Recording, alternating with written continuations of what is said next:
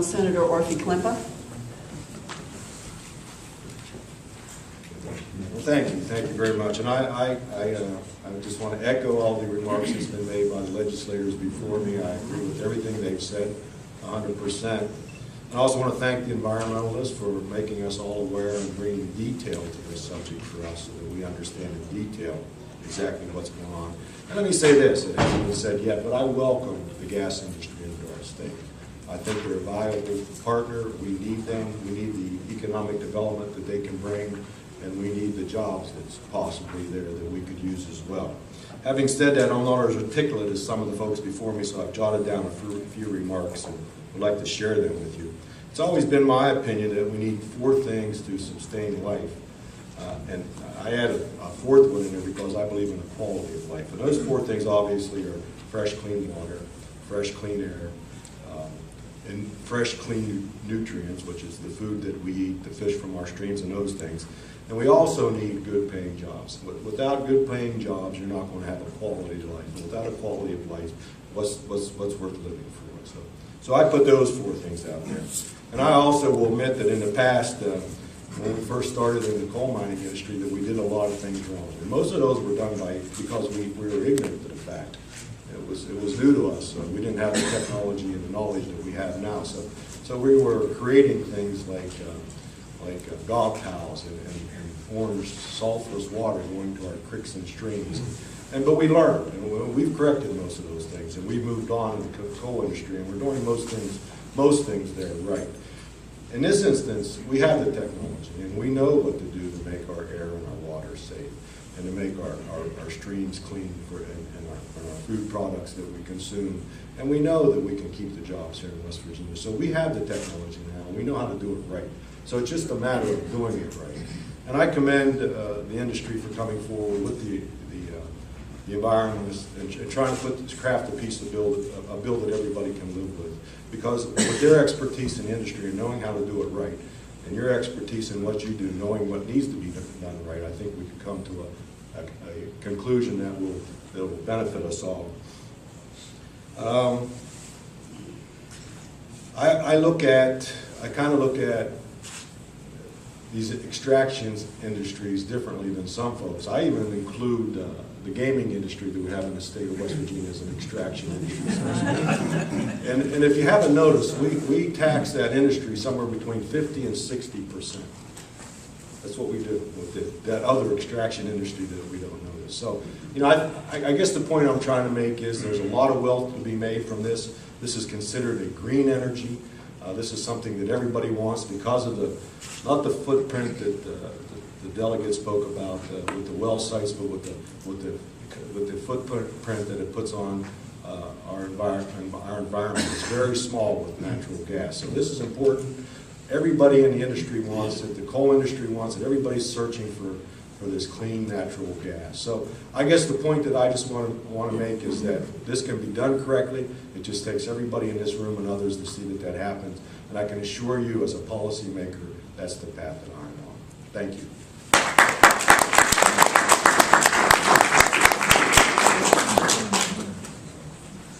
Delegate Barbara Fleisch. Thank you, Carol. I want to thank all of you for being here today.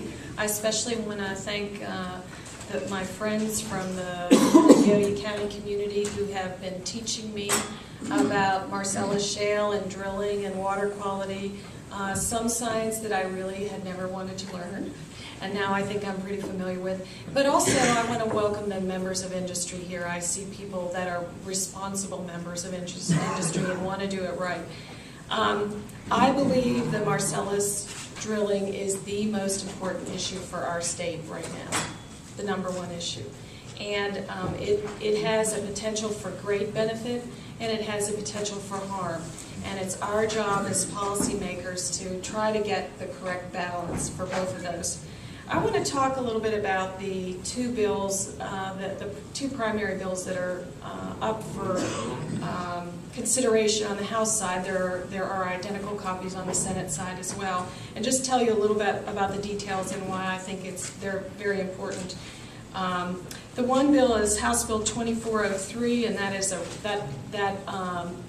provides a regulatory system and also funding for inspections. And the second bill is 2581, which has to do with water quality, and it sets a limit on the amount of total dissolved solids at 500 parts per million. I'm just going to talk a little bit about the funding for the inspectors. I think that is a really critical issue. Right now we have 12, 10, 2 inspectors for the gas industry. We have 59,000 wells. That means and there is a requirement that each well be inspected yearly. That means each inspector, Monday through Friday and Saturday and Sunday, would have to visit 4,900 wells. That is not happening right now. That is the number we are at right now. And with the addition of these more complicated and complex drilling processes, we really need more inspectors. There is a potential for great profit from these wells, but we have to make sure that we do it right. And I think the funding mechanism for the permits that will go towards the inspectors is a critical issue. A second issue relates to the total dissolved solids limit. What that means is chemicals that are dissolved in the solids. One of the reasons that people from my area got so involved was that in 2009, in 2008, people started getting worried. And not because of Marcellus shale, because of other issues that related to low water. In 2009, we lost 22,000 fish, 14 species of mussels, some of which were 80 years old and as big as your fist. 14 species of freshwater mussels because there was brine in the water that was the equivalent of seawater.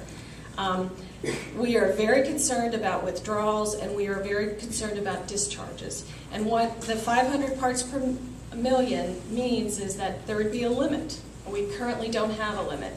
The Secretary of DEP has said that 500 ppm is the only limit supported by science. And I hope that we're going to be guided by evidence and by science.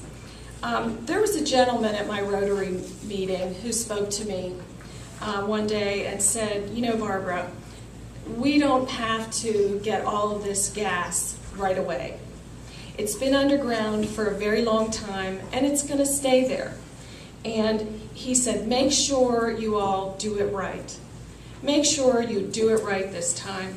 And I want to say that is my objective is that we do it right because the benefits are potentially so great, and that we do it right because we want to prevent possible harm. And we have a good idea of some areas of possible harm, and I take them seriously. So that's what I'll close with. Let's do it right.